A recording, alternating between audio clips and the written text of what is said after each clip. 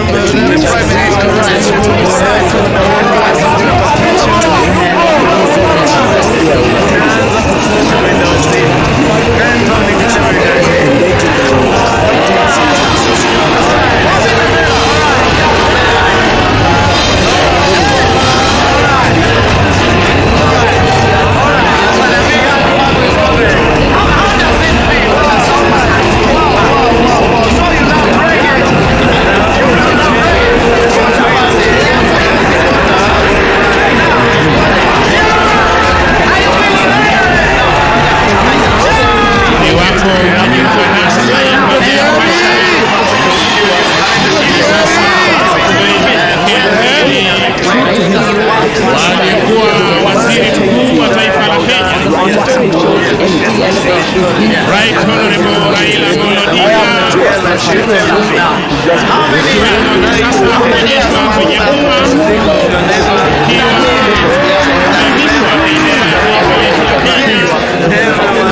ikiwa ni heshima ya hali ya juu ambayo wameweza kupewa taifa lake na wajibu walioweza kutekeleza akiwa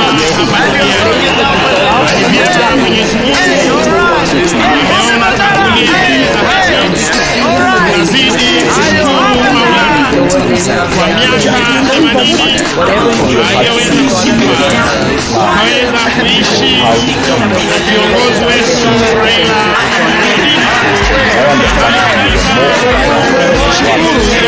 aliyeweza kuchangia miundo misingi ya taifa letu.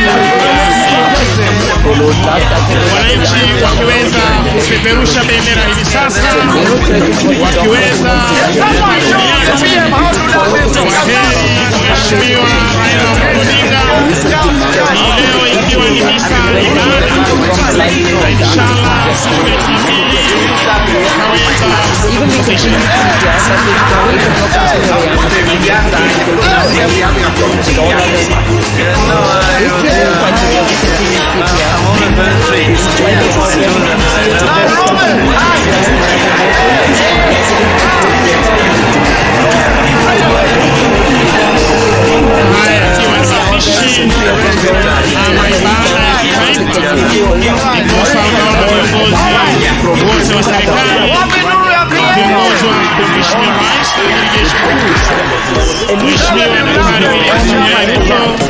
akiongoza taifa kumwongoza aliyekuwa waziri mkuu Mheshimiwa Raila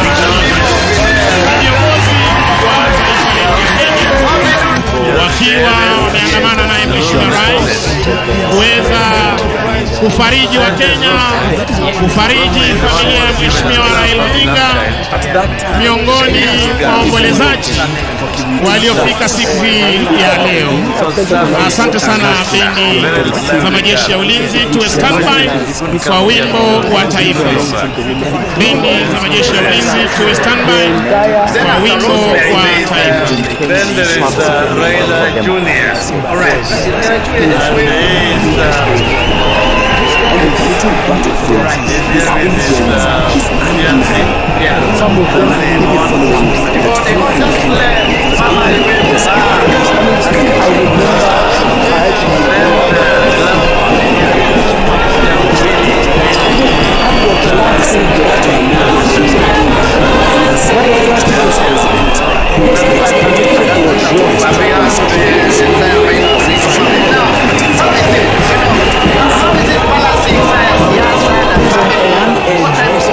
Basi tunashuhudia sote upande wa pili Mheshimiwa Rais na viongozi wa tabaka mbalimbali wakiweza kujitayarisha kuweza kuondoa miili kwenye gari maalum ambalo hutumika kubeba watu mashuhuri. Gari hili linaweza kutumika kubeba mwili wa mwenda zake Rais wa pili wa taifa la Kenya, Mwai, aweza kuona kiweza pia kubeba mwili wa Rais Mwai Kibaki na hali kadhalika aliyekuwa mkuu wa majeshi ya ulinzi Jenerali na hii leo tunashuhudia gari hili likiweza kubeba mwili aliyekuwa waziri Mheshimiwa Raila Amolo Odinga, ukiwa ni gari maalum ambalo kana katika idara ya jeshi kwa sherehe ya that Raila won in 2007, but of course the ultimate decision lies with the IEBC. Maafisa watakaobeba mwili wa mwenda zake sasa kuweza kujitayarisha ili hadi mahali kapoweza kupokea wimbo wa taifa, kisha tutaweza kuketi, tutaweza kufikisha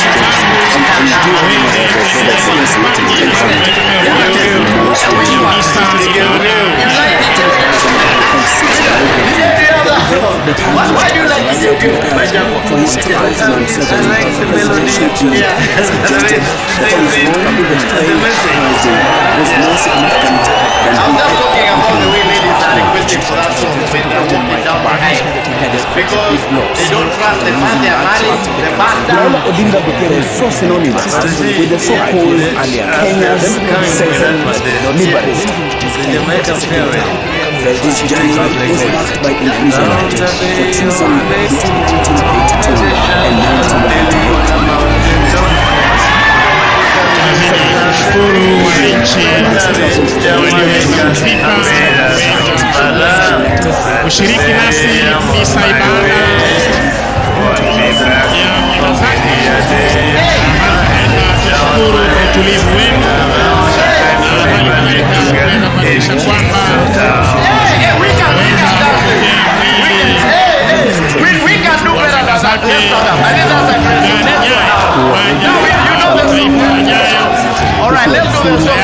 kwa ibada ambayo inaongozwa na kanisa la Anglikana hapa nchini. In June 1989, he found himself back behind bars in July 1990 alongside Matiba for demanding an introduction of the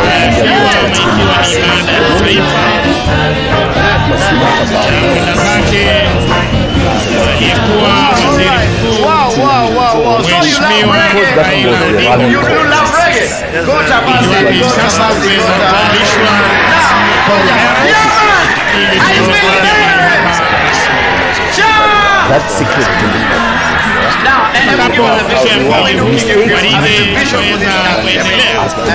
kisha tupate wimbo wa taifa na baada ya hapo tutaweza kujuza ratiba itakayofuata.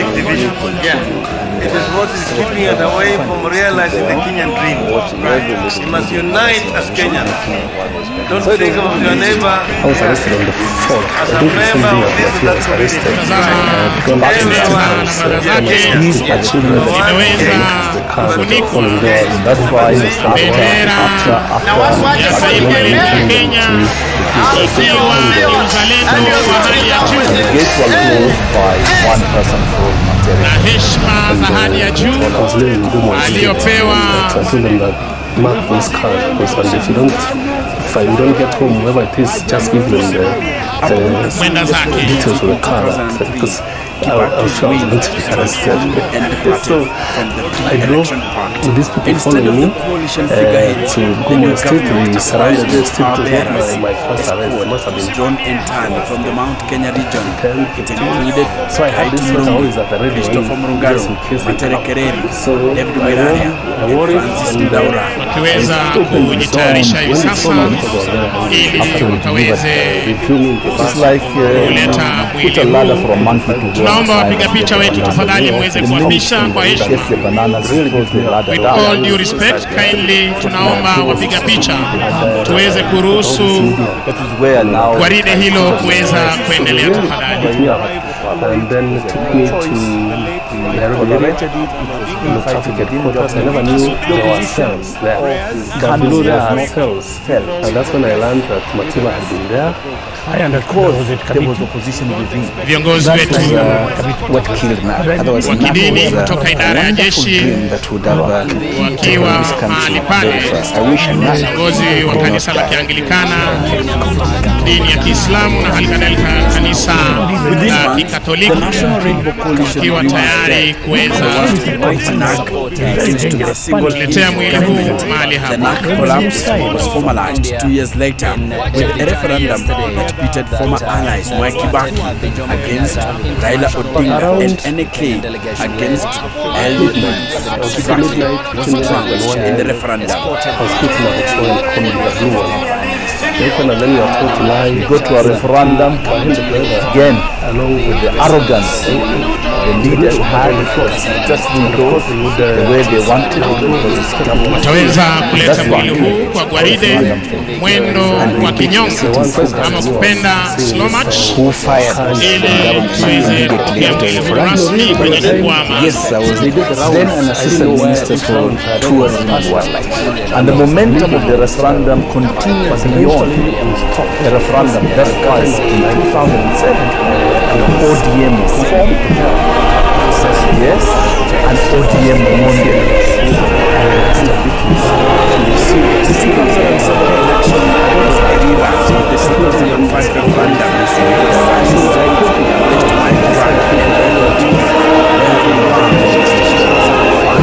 Kija kwa mwendo wa kinyonga maridadi kabisa, wakiwa wanauleta mwili wa mwenda zake mahali hapa, tukishukuru Mwenyezi Mungu kwa maisha ya mwenda zake. Mungu wa majeshi mwenye kuneemesha neema zote, neema kubwa na neema ndogo ndogo.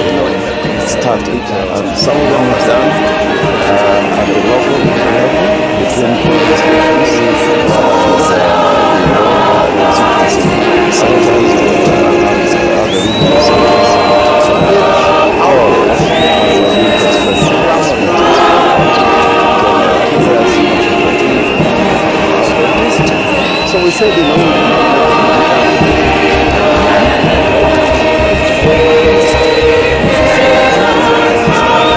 all of the Muslims because we know the grounds of the community have been occupied. That's this moment. So as we went ready for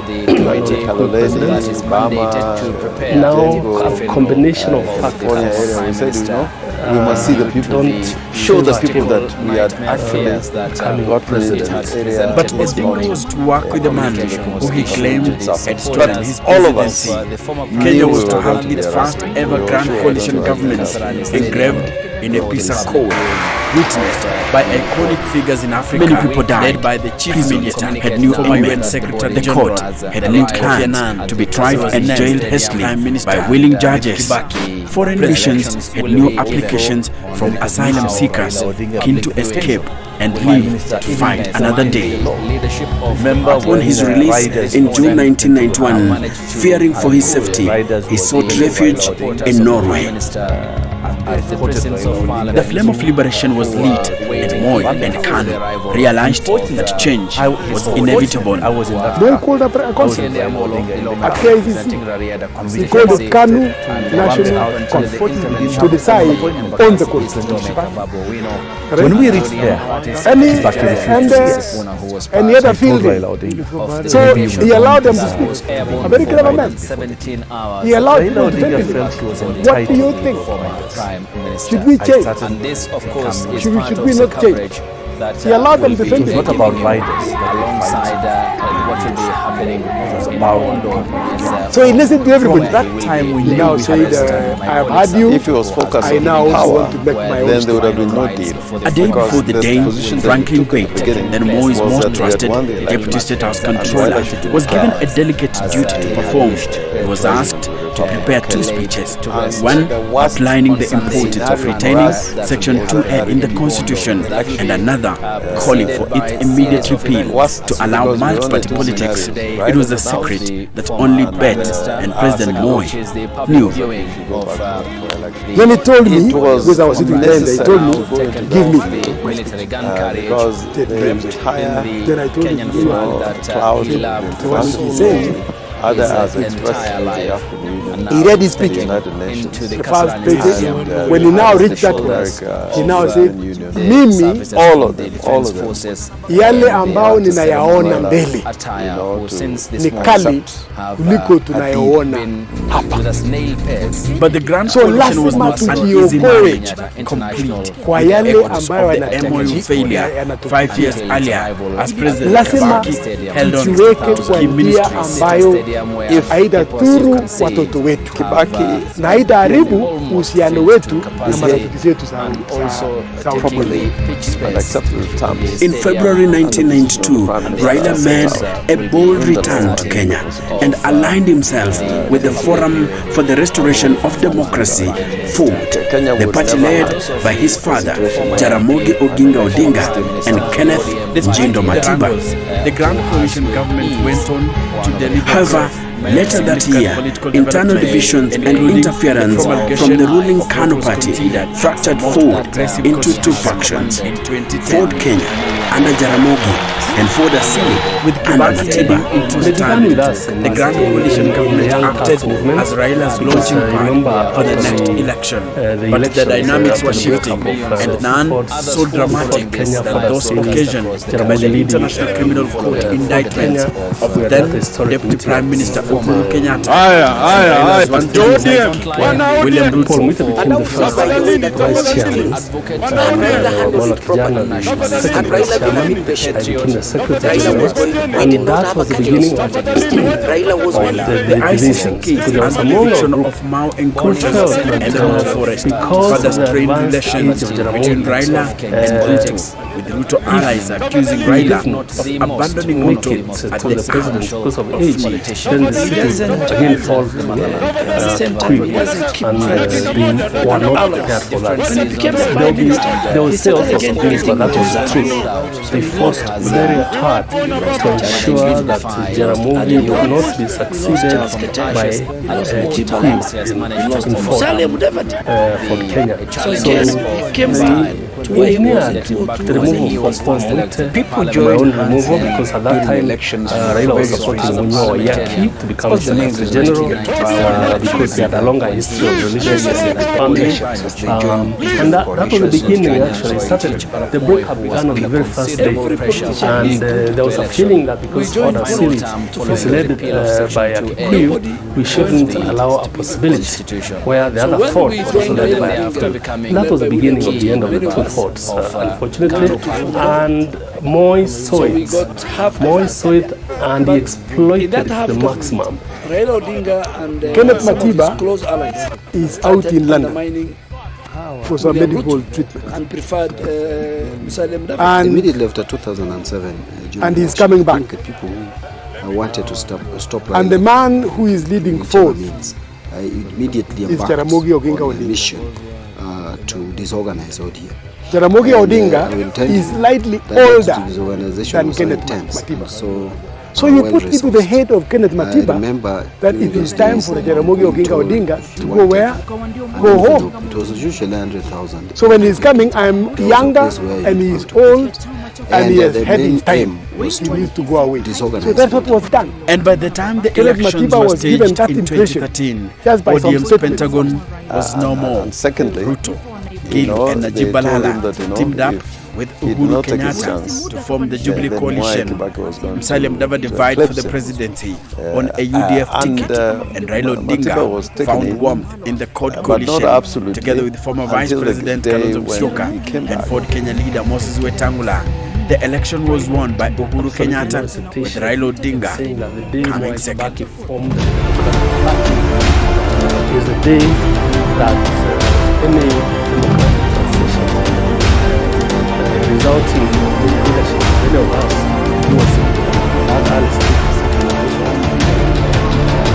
because I remember very well we had gone with Paul Mwita to London to talk to Matiba when he was then recovering, and after great persuasion Matiba had actually agreed to stand down for Jaramogi, and then out of the blue came this announcement from somebody Matiba called General Kegoya, announcing the formation of DP, and this got Matiba so annoyed. He said, if Kibaki is standing, I am going to run for president, and it was single-minded. And then when he came, he had a very good reception at the airport, our president. The first thing he did when he now landed in Ford was a big quarrel with Jaramogi Odinga. Because it was entered into him that you are also able to be the president. It was done deliberately by some people away Ford. So he got into it. He got into the trap. And that trap caused a split in Ford. Ford Asilis Kenneth Matiba, Ford Kenya's Oginga Odinga, Mwai Kibaki of DP would lose the presidential contest to KANU's Daniel Arap Moi. In February 1994, Kenya mourned the passing of Jaramogi Oginga Odinga, the towering statesman and leader of the Ford Kenya party. But even as the nation bid him farewell, a fierce political battle was already brewing within his party. Amolo Odinga is no longer chairman of Ford Kenya. Among those left behind was his son, Raila Odinga, who believed he was the rightful heir to his father's political legacy. But the path to leadership was anything but clear. Standing in his way was a formidable alliance. Michael Kijana Wamalwa, then one of Jaramogi's two deputy party chairmen, had his own claim to the leadership. By his side were some of the most influential young reformists of the time: Paul Mwite, James Orengo, Anyang' Nyong'o, John Captain, Mohisa Kitui, and Gitobu Imanyara, a group collectively known as the Young Turks. The battle lines were drawn. Raila was determined, but the forces against him were equally resolute. Many people saw that as tribal. As Raila feeling the Ford Kenya party as a Luo, saw it as a family property that he was going to inherit. But I don't think that. You know, Raila, especially at that time, was restless. He had spent all his time fighting government, paying for it, attention. He wanted to see things moving. The election of Jaramogi's successor at Thika Municipal Stadium gave Wamala Kijana a decisive win over Raila Odinga. but the celebration was short-lived.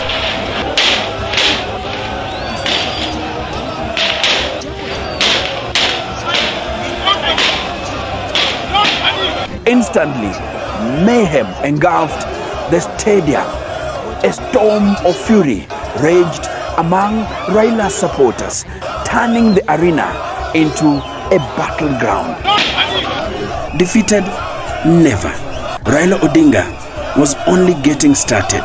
Those who thought he had been outmaneuvered were in for a shock. The time has come to change course. In a bold move, he resigned from Ford Kenya and relinquished his seat in Langata, a high-stakes gamble. But Raila was no stranger to risk. Then, in a stunning twist, he took over the little-known National Development Party, NDP, declaring himself its leader. With the odds stacked against him, he reclaimed his parliamentary seat in Langata. The comeback was complete. The sun of the bull was rising, and nothing would stand in his way. He crushed obstacles, humbled rivals, and turned enemies into allies, and allies into enemies.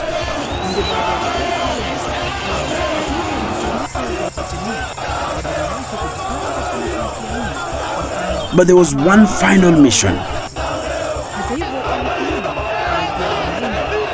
Owning a party and winning back Langata were just the beginning.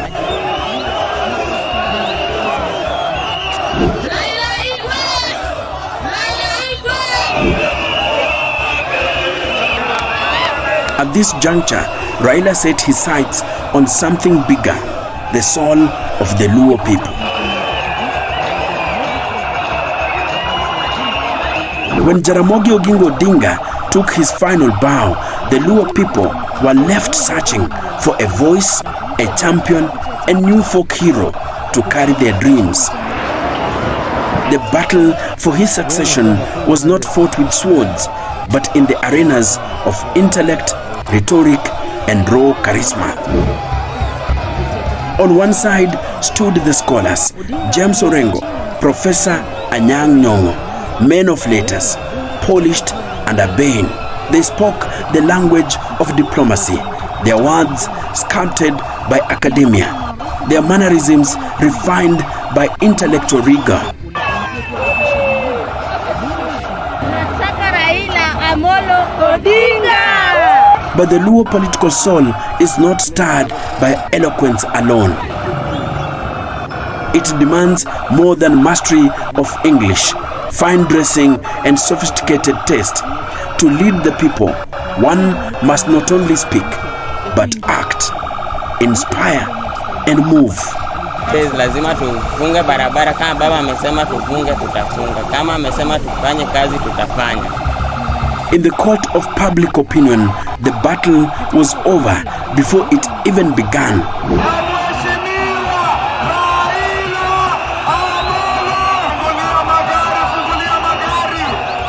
For the Luo, a leader is not chosen by the stroke of a pen, but by the roar of the masses.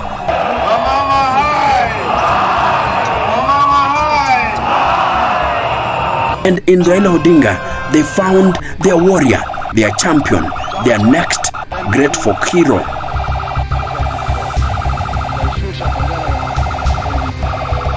It was in 1997. A political storm was brewing in Kisumu Rural.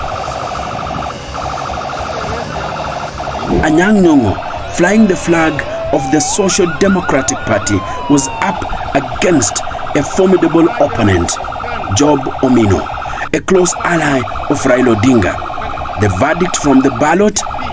A bitter loss.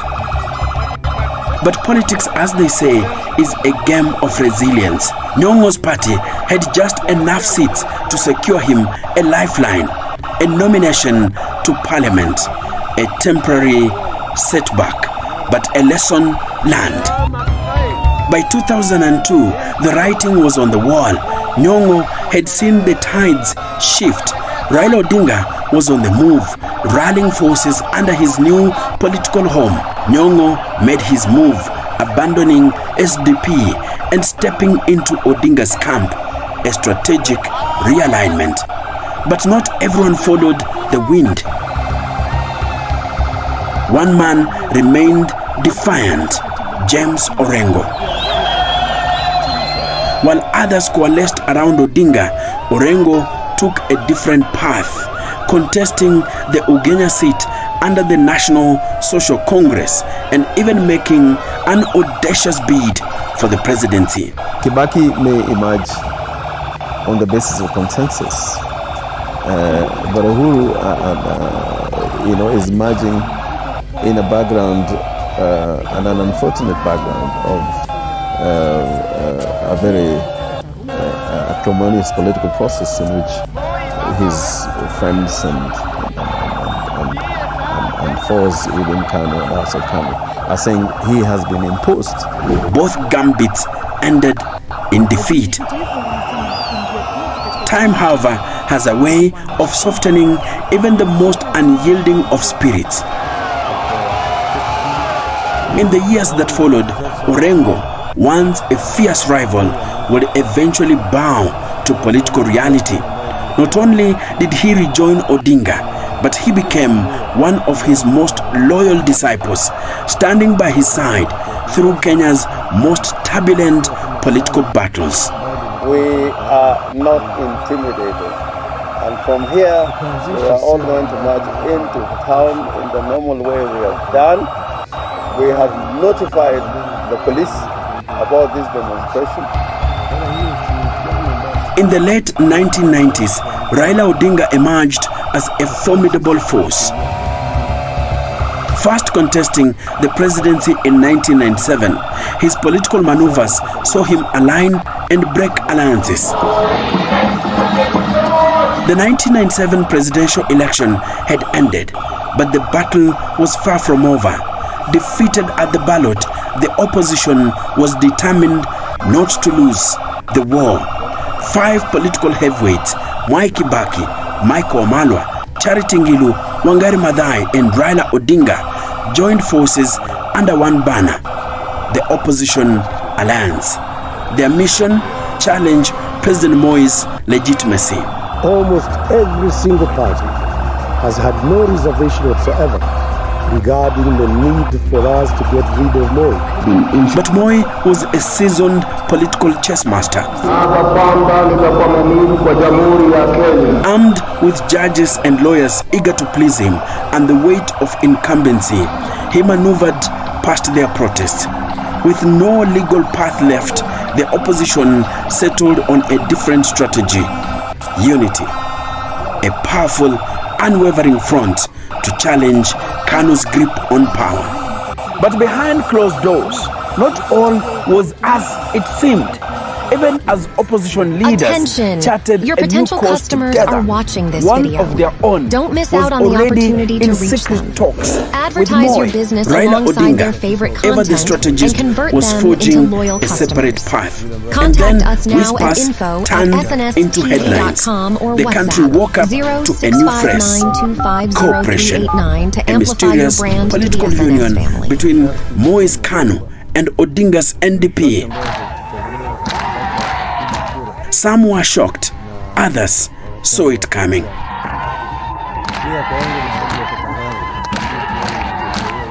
What began as cautious cooperation blossomed into a full-fledged political union, an unprecedented merger. New Kanu was born. With this alliance, Odinga found himself at the heart of power, securing not only a cabinet position in Moi's government, but also the influential role of Secretary General within Kanu.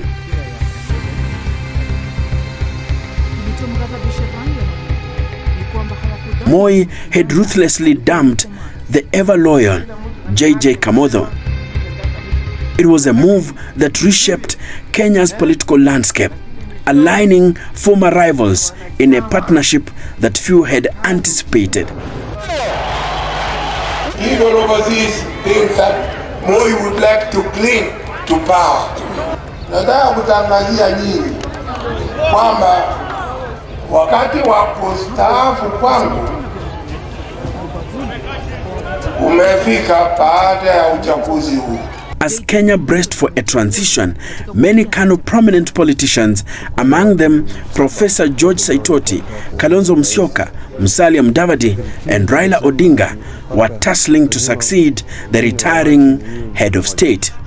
But Moi had his choice clear. Uhuru Kenyatta was to be his successor. That this whole movement is intended to sideline Raila and to consign the Luo again to the periphery of politics in Kenya. I think I was prepared to play, as I've said many times in the past, any role that I would be offered, either by my party or by Kenyans. I don't think he had in his mind that he was going to give it to Raila. I don't think he had. Neither do I think he had in his mind that he was going to give it to Saitoti. No.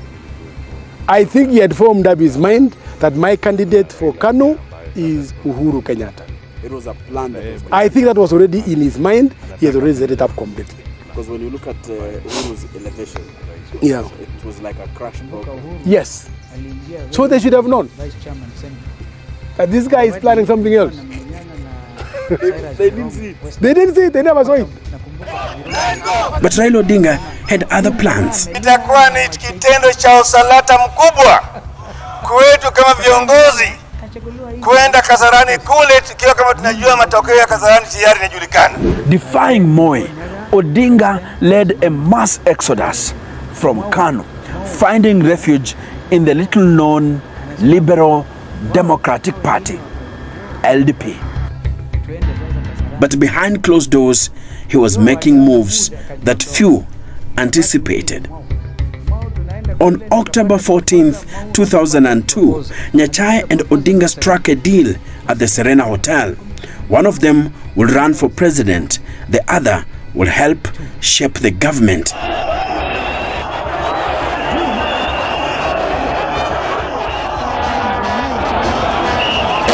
But what Nyachae didn't know as he put pen to paper that day was that Odinga had already struck another deal with Mwai Kibaki. Raila Odinga walked across into Uhuru Park only to declare Mwai Kibaki as the preferred successor to Moi. Tutapeleka mswada kwa bunge ya kuangusha serikali na kufanya uchaguzi mara moja. With two simple words, Kibaki Tosha, he ignited a political revolution.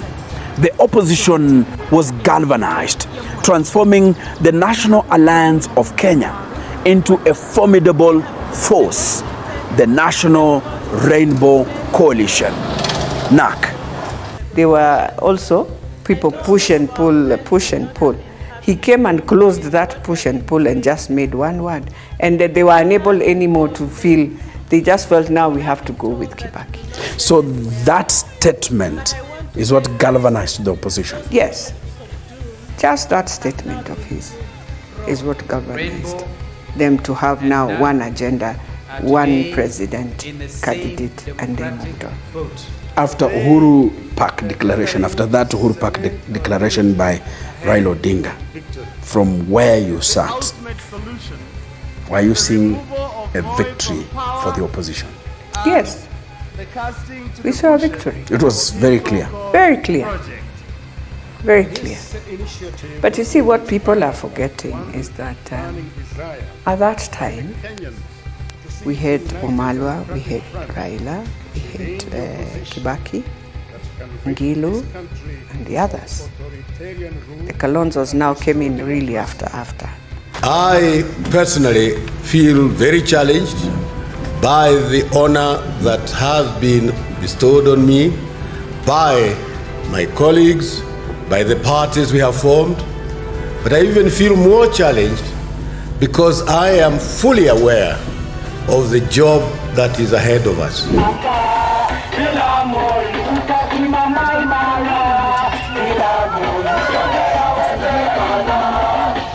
The NAC wave surged across the nation. Captain na naibu wake walikuwa wamepata majeraha kwenye mchezo. Wameingia kwenye kiwanja kama tayari tumeshafunga bao 2 kwa yai.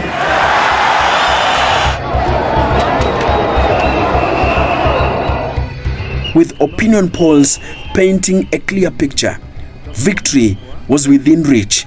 President Kibaki's victory in racing terms would be classified as a dead certainty.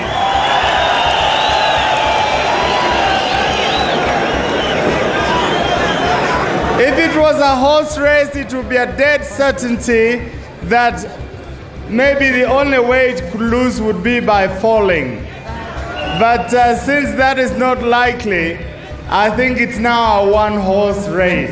I wonder whether anybody after today will have any doubt in their mind that NARC will form the next government. The change is inevitable. And I want to urge the KANU leadership to recognize that fact and to decide how it wishes to exit itself.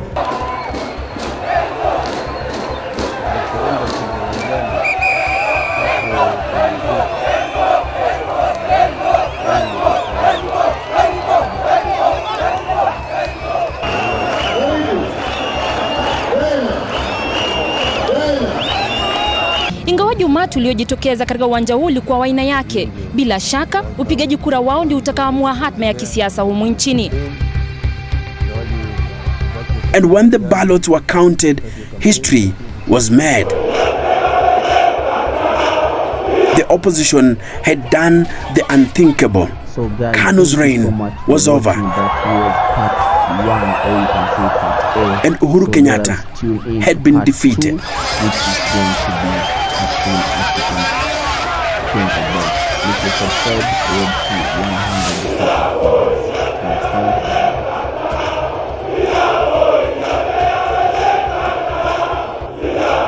Mimi Mwai Kibaki naapa kwamba nitatenda kazi zangu za urais wa Jamhuri ya Kenya kwa uaminifu.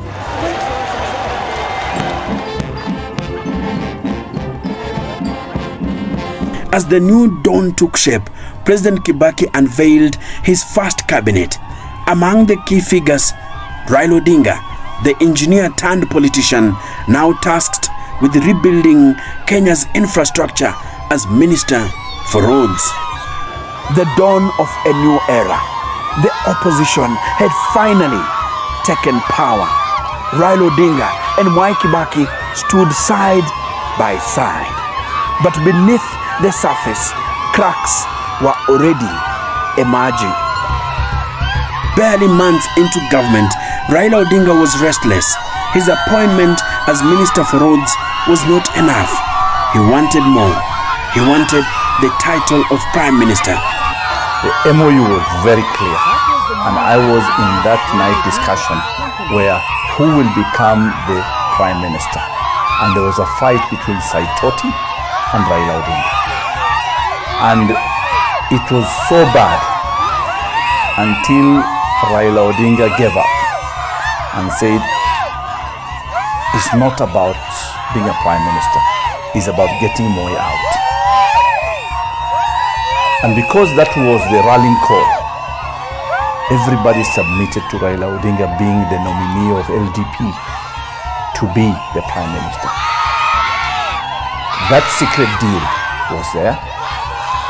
Now, the mistake we did as politicians and leaders for this country is the politics of deceit.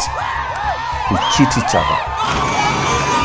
What should have been a smooth transition into governance became a battle of egos and ambitions. Cabinet meetings grew tense. Discussions stalled. Power got into the heads of some people. And they started behaving funny, you know, excluding others in decision making, not meeting the agreements that we had agreed on. Backstabbing. These are the things that is haunting the country. And that's why after Kibaki was sworn in, the gates were closed. And the gates were closed by one person called Matere Kereri, the controller of State House. These are the new operators. Nitatenda kazi zangu za urais wa Jamhuri ya Kenya. Upon assuming the presidency in 2003, Kibaki's wing transformed and departed from the pre-election pact. Instead of the coalition figureheads, the new government acquired new power bearers, a squad drawn entirely from the Mount Kenya region. It included Kiraitu Murungi, Christopher Murungaru, Matere Kereri, David Mwiraria, and Francis Mdaura.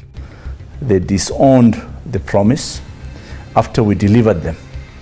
It's like you put a ladder for a monkey to go and climb and get the bananas. The minute he gets the bananas, he throws the ladder down. Yeah? So that was actually the downfall of the NAC government. That is where now the crisis started. So Raila had to swallow it because he had no choice. We tolerated it. It was infighting within government. The opposition of KANU was not felt because there was opposition within. The dream of a new constitution hung in limbo. The death of Vice President Michael Kijana Wamalwa, just 8 months into office, left a void that amplified the divide. But then I realized these formations that you make very close to an election, it's a very dangerous formation because people have this mistrust to each other. That was what killed NAC. Otherwise, NAC was a wonderful dream that would have taken this country very far. I wish NAC did not die. But Raila Odinga was not one to retreat. This will be, like this. The 2005 constitutional referendum gave him the perfect opportunity to build a new alliance. Sasa matashika adabu, sio? Na sisi tuko tayari kama wanachunga kwenda nao mpaka kule katika debe. Timu ya Orange imeshinda timu ya Ndizi, sio? Bao 10-0.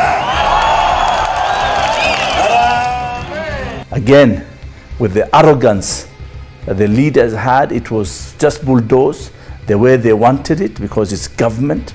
And that's why the referendum failed.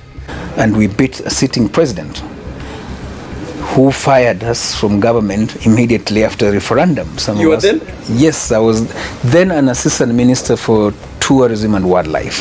And the momentum of the referendum continued beyond the referendum. The referendum would not just be about a constitution. It will set the stage for a political storm that will shape the 2007 presidential race. As the 2007 elections loomed, the Orange Democratic Movement, ODM, rallied its forces.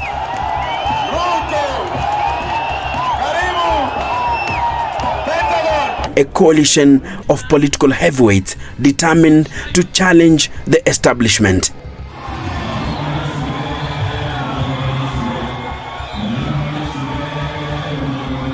I, Raila Amolo Odinga, hereby submit my application to the people of Kenya for the position of president, which shall fall vacant later this year.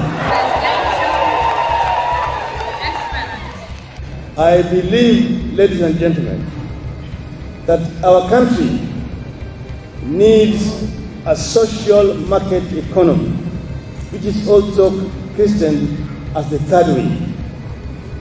This is the modern social democracy. It is a system best suited to achieving faster socio-economic development and equitable distribution of the fruits of our labor. But not all stayed the course. Uhuru Kenyatta, once part of the alliance, broke ranks in 2006.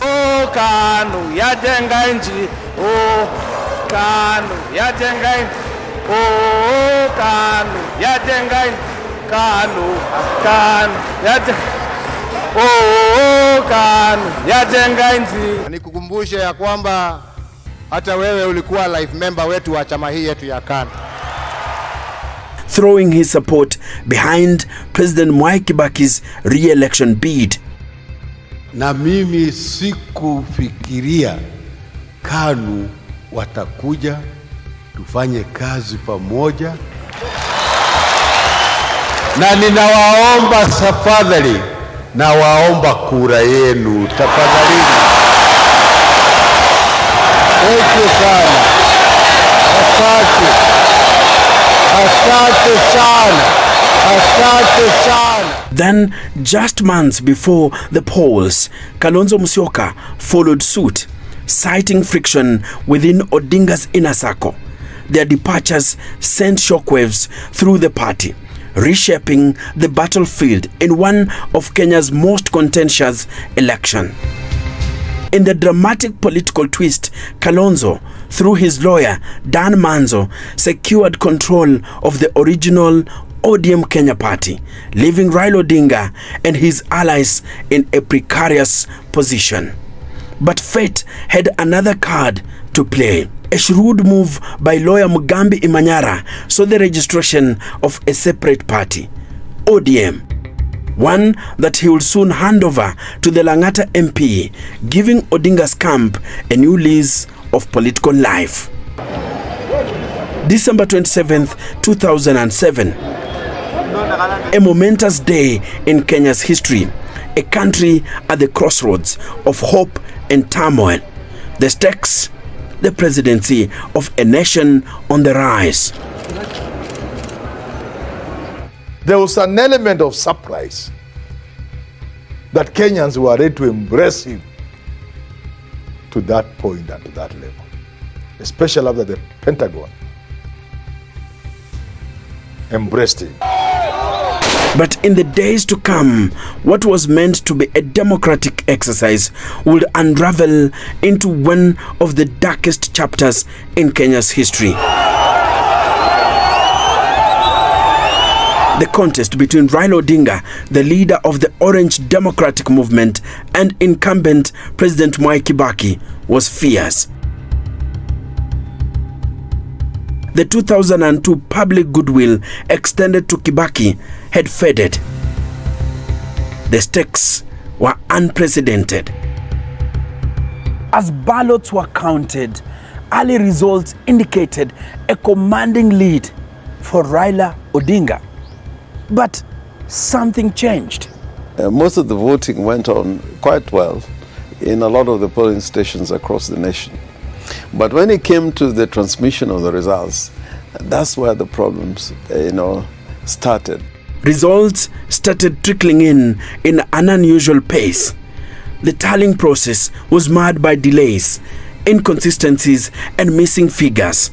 And some of them were done at the local level between polling stations and constituency centers or other regional centers, or as they were being transmitted to Kenyatta International Conference. He had the best chance then. All of us were in ODM. I was in ODM. He had nearly the whole country, Rift Valley, Western, Coast, Nyanza, the whole of the Muslim and the pastoralist area. That Kivuitu man, the one who was saying the results are being cooked somewhere. And he made a very good statement that the results are being cooked somewhere. It was so bad to come out of him, but he made it. So he knew it was being cooked. We stood there kidogo. We didn't have space on the other side. So some of us were standing behind the electoral body.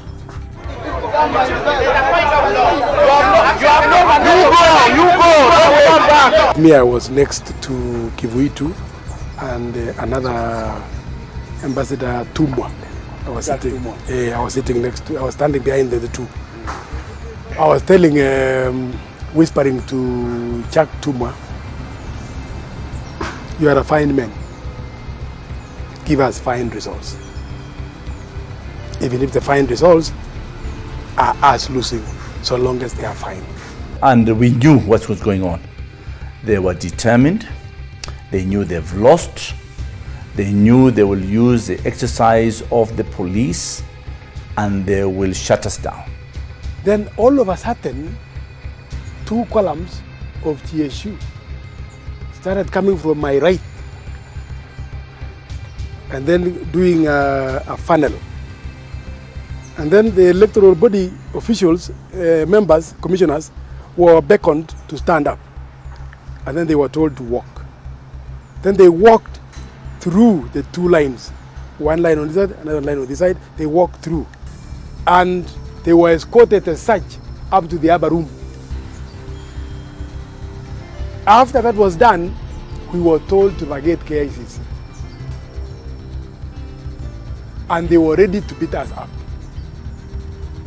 So we vacated. We have had so many conspiracies and plans of how to finish our leaders. So in our understanding, we were more concerned and worried about our presidential candidate.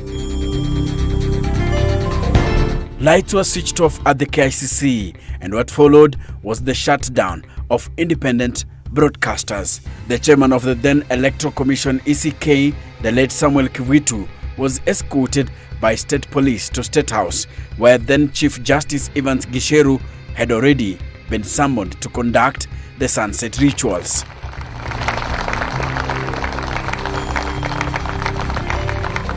Only KBC was left to go up. The entire press corps was violently pushed out because they tried to resist. But ourselves, we didn't resist. We just walk away to go and wait for the results at the Pentagon House.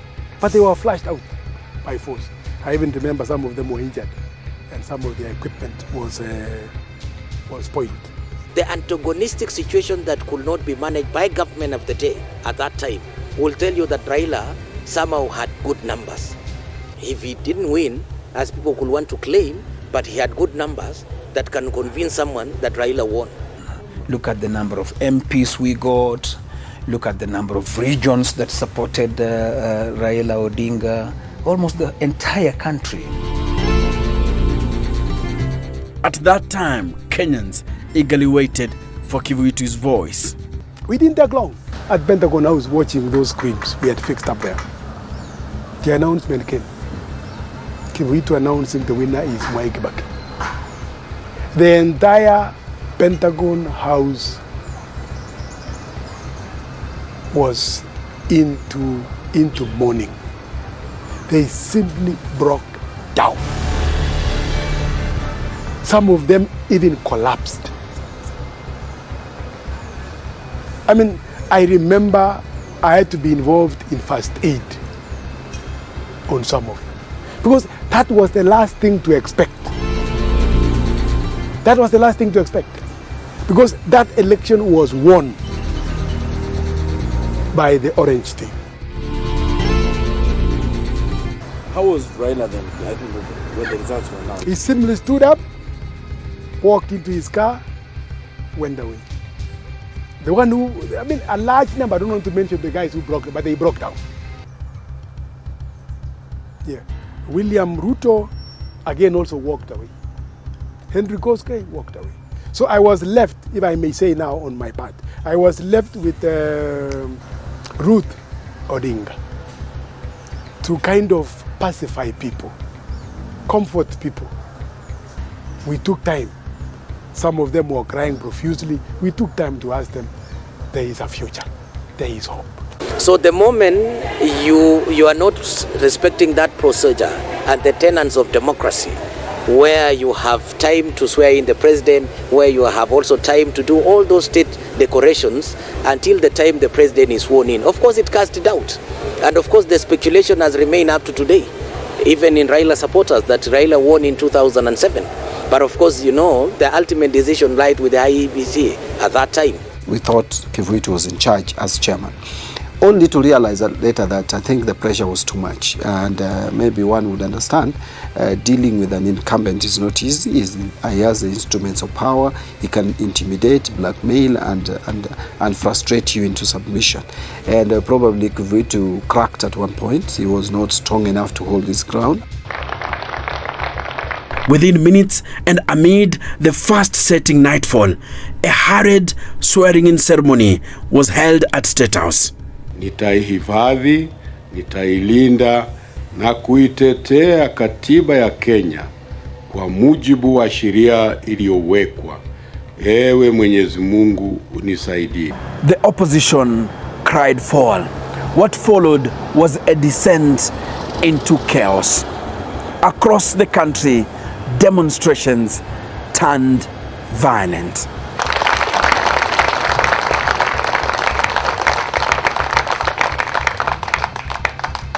Ethnic tensions boiled over. Neighbors turned against each other. The police cracked down with force. Over 1,100 people lost their lives. More than 600,000 others were displaced. This youth attempts to barricade the road right in front of the officers with barbed wire. The police officers snap.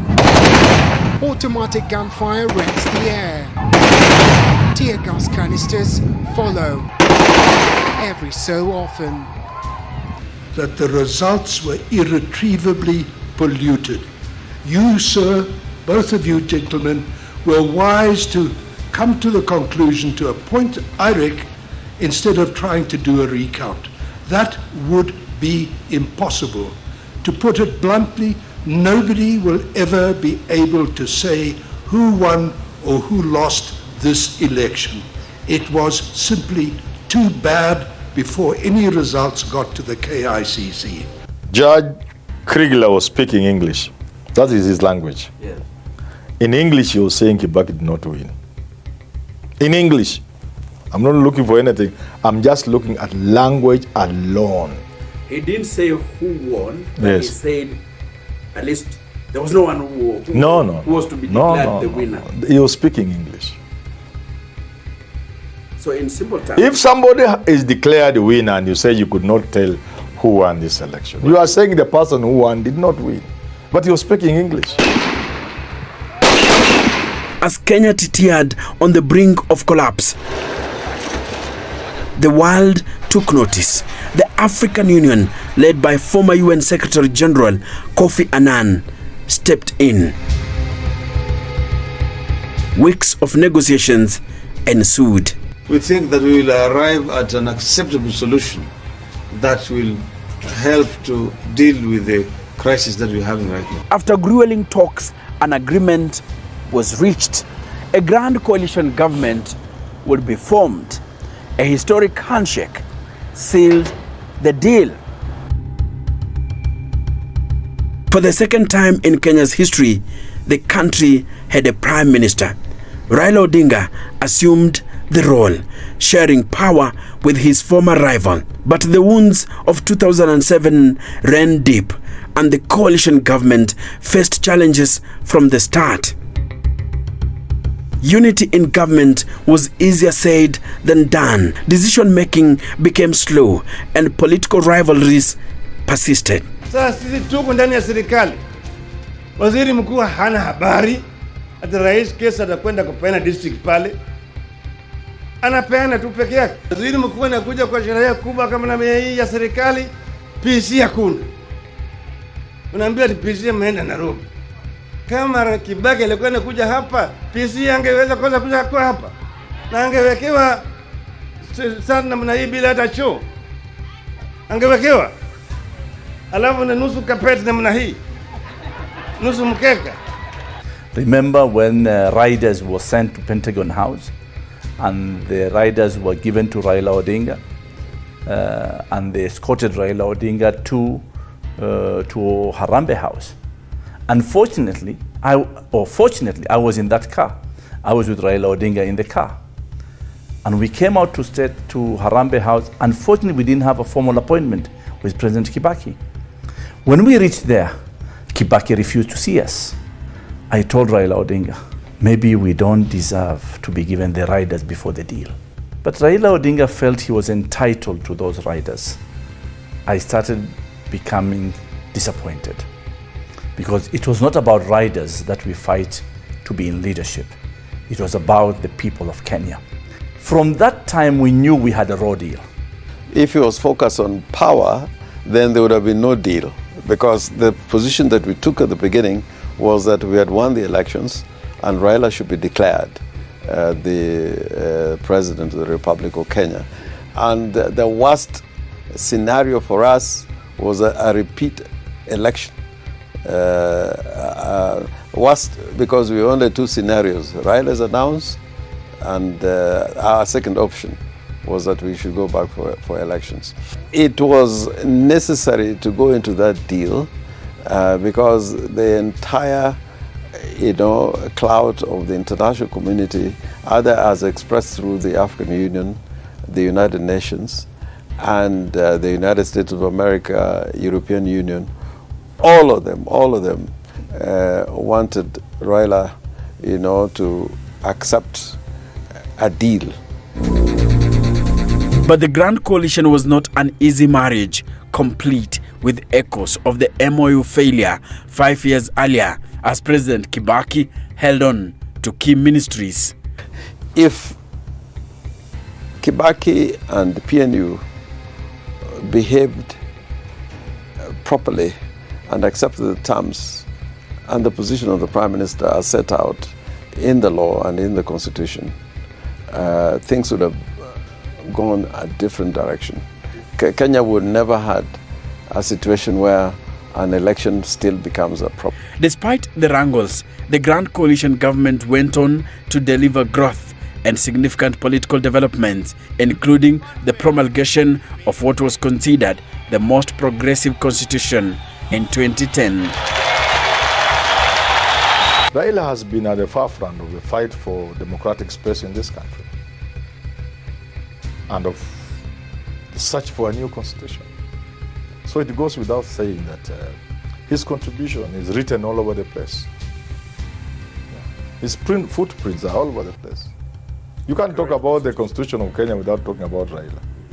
Because even if both he and Kibaki, as coalition partners, pushed for this constitution, a lot of the people on the Kibaki side were reluctant. Most prominent was Uhuru Kenyatta. These were reluctant. You remember that Michuki also. These guys, even Kibaki wasn't pushing.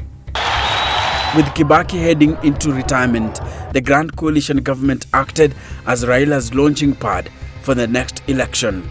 But the dynamics were shifting, and none so dramatic than those occasioned by the International Criminal Court indictments of then Deputy Prime Minister Uhuru Kenyatta and Raila's one-time sidekick, William Ruto. And I will say, by the way, that all these things, had Raila handled it properly, had Raila been a bit patient, we did not have a candidate. Raila was winning. The ICC case and the eviction of Mau encroachers and the Mau forest further strained relations between Raila and Ruto, with Ruto allies accusing Raila of abandoning Ruto at the hour of need.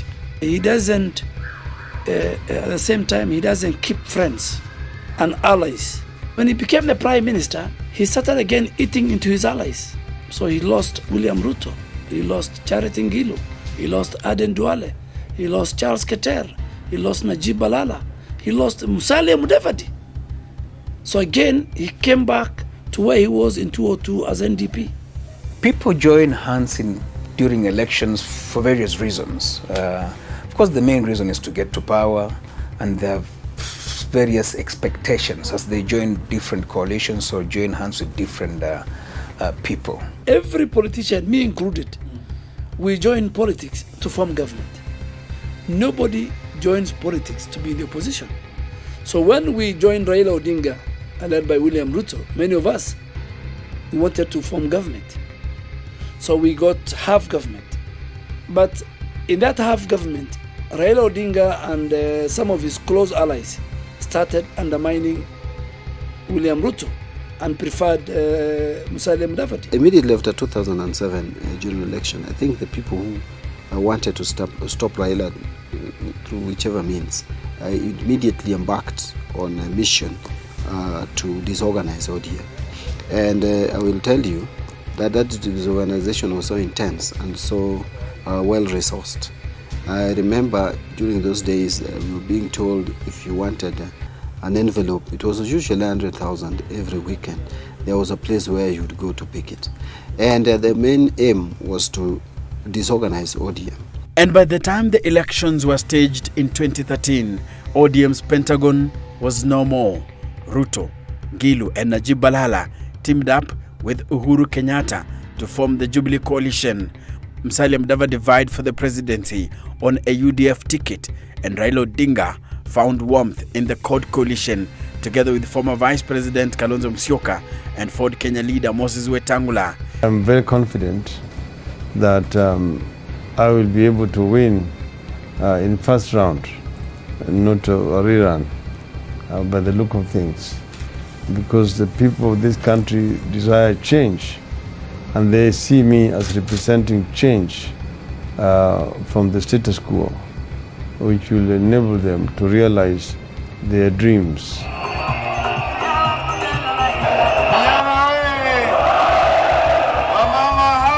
Despite a fervent campaign, Odinga was defeated by Uhuru Kenyatta. They have committed criminal acts. Most of them actually belong to jail. Very much. Thank you.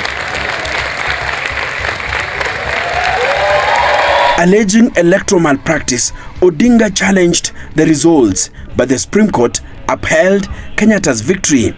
In full realization of the high calling, I assume as President of the Republic of Kenya. I assume as President of the Republic of Kenya.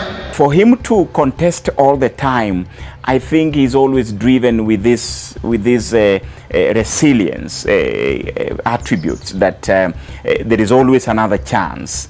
There is always another chance, but that chance never comes. So in that regards, then you would give him benefit of the doubt. That is a fella who, on one side, he has always wanted to demonstrate his value system by clinching the Kenyan presidency.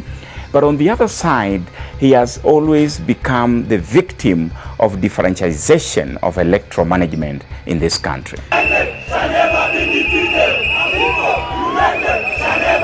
Accepting the verdict by the apex court, the former premier became Kenyatta's biggest critic.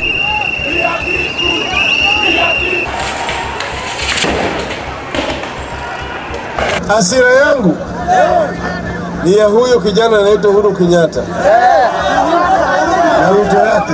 Kwa hivyo wewe na Ruto wako jitayarisheni, maana tunakuja. Ni kweli, si kweli? Na unajua Mugambe ametolewa na jeshi, na yeye Uhuru atatolewa na wananchi.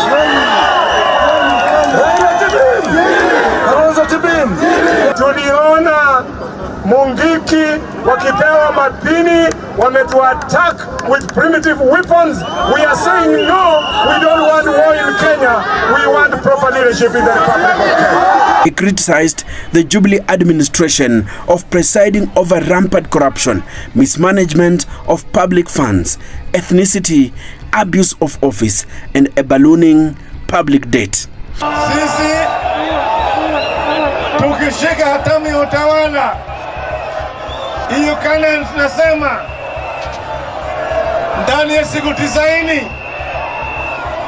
gharama ya maisha itarudi chini, bei ya unga itarudi chini, bei ya sukari itarudi chini, bei ya maziwa itarudi chini, kodi ya nyumba itarudi chini.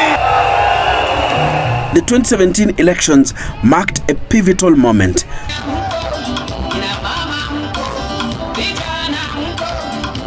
Odinga, now at the helm of the National Super Alliance, NASA, that also included Kalonzo Musyoka, Moses Wetangula, Musalia Mudavadi, and Isaac Ruto, faced off against incumbent President Uhuru Kenyatta and his deputy William Ruto. Nyeri, mutakubali kutupigia kura na kujitokeza? Mutakubali kupiga kura na kujitokeza? The initial results declared Kenyatta the winner, but widespread claims of irregularities led the Supreme Court to annul the election, a first in African history.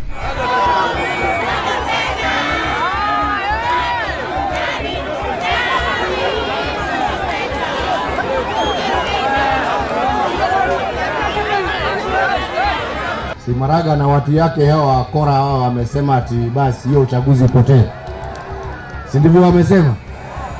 Sasa mimi sana sio rais mtarajiwa. Mimi ni rais ambao amekalia kiti.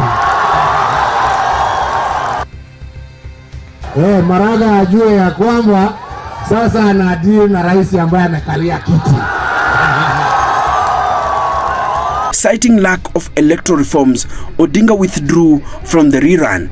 I might well be the end of the ballot as a means of instituting a government in Kenya.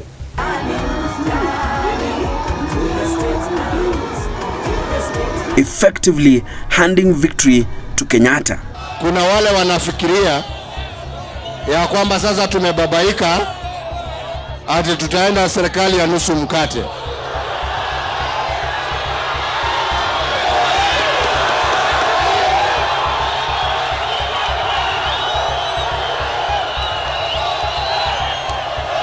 Nataka niseme mchana kwa mchana, hakuna serikali ya nusu mkate. Hakuna serikali ya nusu mkate. Musema kweli ni debe. Musema kweli ni debe. Musema kweli ni debe. Musema kweli ni debe. Uamuzi ulifanyika. If they don't want elections on the 17th of August, the swearing in of Uhuru Kenyatta should go on, because already the people of Kenya made that decision on 8th of August. Tuko tayari within 60 days.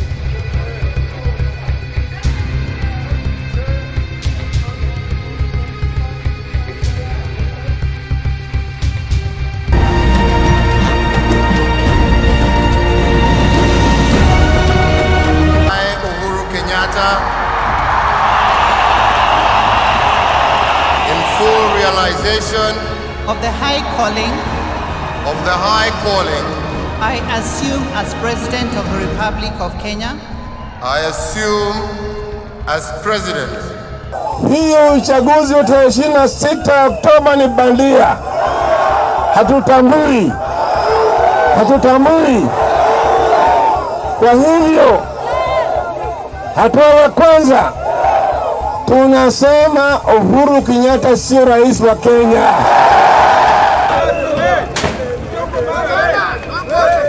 However, tensions escalated. Wakatisha. Tulisema namna hiyo. Culminating in Odinga's self-inauguration as the people's president on January 30th, 2018.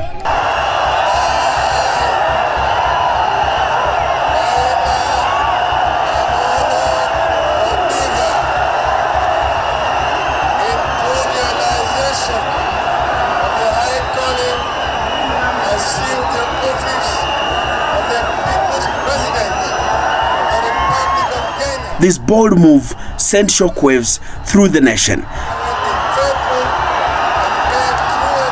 Within hours of oath-taking, the Kenyan government moved swiftly. Television stations that broadcasted the event were shut down. And key opposition figures found themselves targeted. The government viewed Odinga's swearing in as a direct challenge to Uhuru Kenyatta's presidency. The crackdown was meant to send a strong message that this was treasonous. They have just been detaining me in Comunicado illegally with my lawyers. What are the reasons or concerns? There is no reason. Miguna, a key figure in Raila's mock inauguration, was forcefully deported to Canada. The Constitution says a Kenyan citizen has a right to come in and leave as he or she wishes. And that's what I'm doing. Others within the National Super Alliance, NASA, like Roraka MP Tom Kajwang, found themselves on the run or facing legal battles. As tensions soared, the opposition through the National Resistance Movement, NRM, called for economic boycotts and further demonstrations. The country seemed poised for prolonged unrest. But in a surprising turn of events, Odinga and Kenyatta reconciled through the symbolic handshake.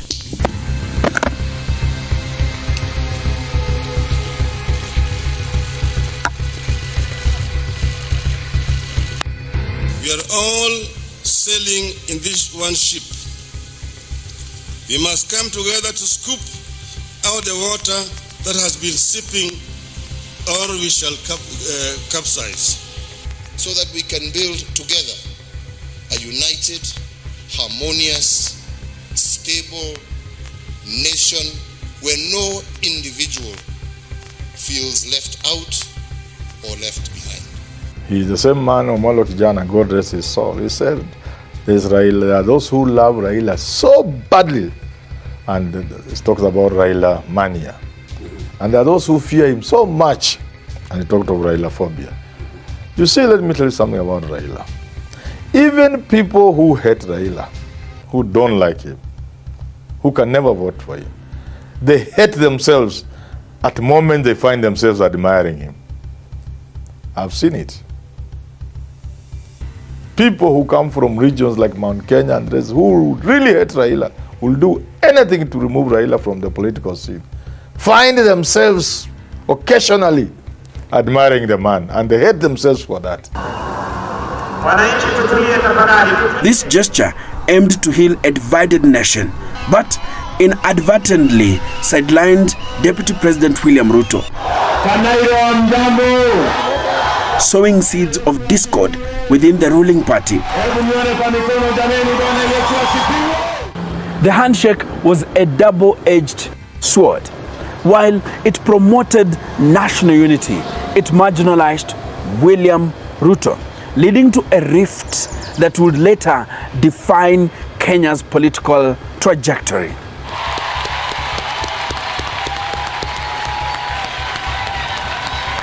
The handshake birthed the Building Bridges Initiative, a constitutional amendment project aimed at addressing historical injustices and promoting inclusivity. This process must not address the divide between the politicians only. It must address the divide, the huge divide between the haves and the have-nots. Want to see a new Kenya, and out of this a new Kenya is going to emerge. Kenya that we all want to see. We want to see all the people of Kenya united, working together as one people. And I appeal especially to the political class. Don't divide these people, they don't deserve it. We are here talking about masilahi yao. We are here talking about their peace. However, in 2022, the Supreme Court declared the BBI unconstitutional, halting its progress.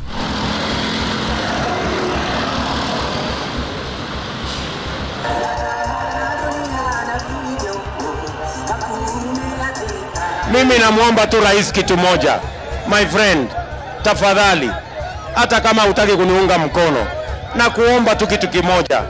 Wewe simama kando, waachia mimi huyu mtu akitendawili. Nimutembeze aende nyumbani. The 2022 elections saw William Ruto and Raila Odinga as the main contenders.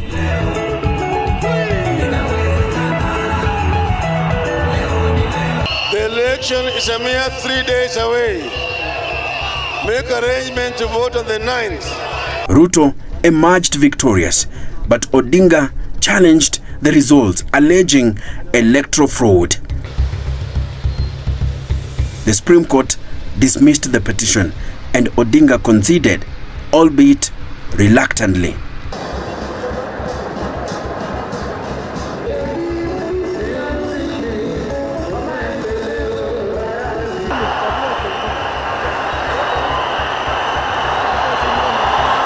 Na kwa sasa mheshimiwa signature, the oaths are then sealed.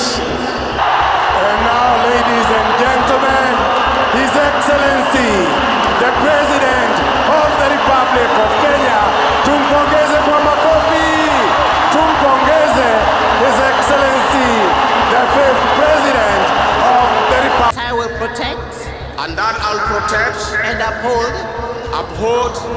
sovereignty, the sovereignty, integrity, and dignity of the people of Kenya. and the dignity of the people of Kenya. So help me God. So help me God.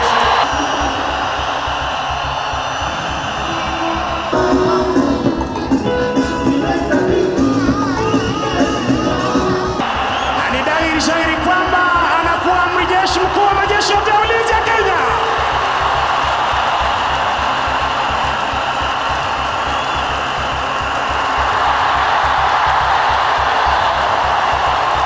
The fifth President of the Republic of Kenya and Commander-in-Chief of the Defense Forces, Honorable William Ruto. Niombe Mheshimiwa Rais. We have done well as a nation. We have placed the train in an increasingly challenging environment where democracy is consistently on trial. Like every other contest, an election has winners and losers. But of course, there are factors that will make you win, and there are factors that will make you lose. So to me, I have said that the primary reason that Baba is not the president today was that he was betrayed by people he trusted, and as a result of that betrayal, he did not safeguard his votes. So by failing to safeguard your votes in this country, knowing that IEBC is what it has been, we have we have seen even the Supreme Court indicting IEBC for electoral malpractices. So in this country, if you don't protect your votes, and if you do not have a very strong command center, as a presidential candidate, you cannot win an election.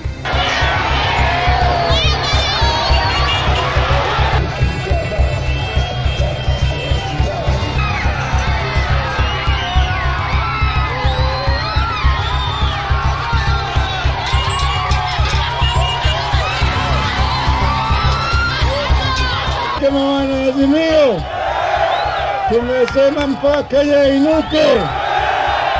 Bei ya maisha irudi chini. Bei ya unga irudi chini. Mko tayari?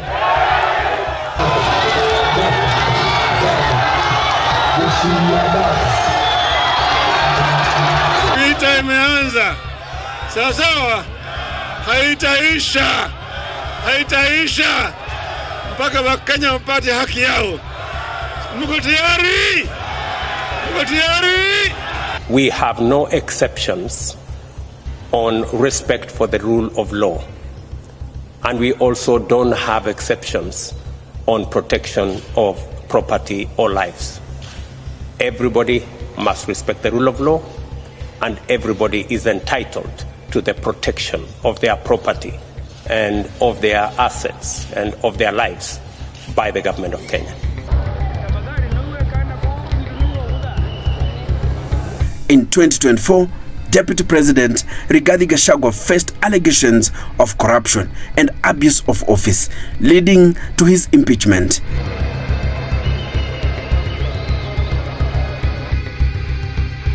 The impeachment paved the way for unexpected alliances. On March 7th, 2025, President Ruto and Raila Odinga signed a pact to collaborate on critical government policies. While both leaders emphasized that this was not a political merger, critics viewed it as a move to stifle the opposition. Tumesema tunataka kuunganisha Wakenya wote wawe kama kitu kimoja, ili vijana waweze kupata ajira, gharama maisha irudi chini, bei ya unga irudi chini, kodi ya nyumba irudi chini, sawa sawa, na matibabu vile vile imarishwe. Leo ni ile siku ya kumalizana na ukabila, kumalizana na chuki, kuondoa ubaguzi na kuunganisha Wakenya wote. Raila Odinga's political odyssey from 1992 to 2025 reflects the complexities of Kenyan politics.